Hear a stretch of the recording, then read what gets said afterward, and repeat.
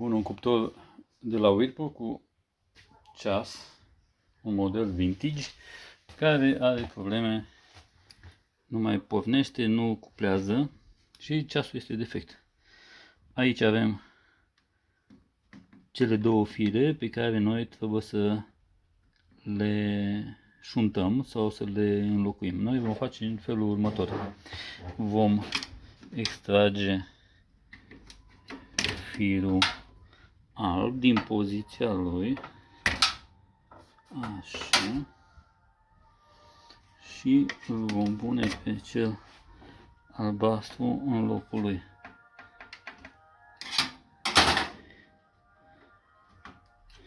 Bun.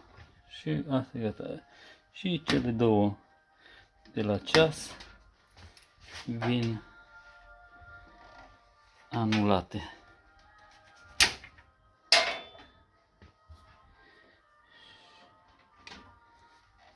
Și cam asta a fost tot. În momentul ăsta, dacă până acum cuptorul nu pornea, îl punem acum în priză, așa,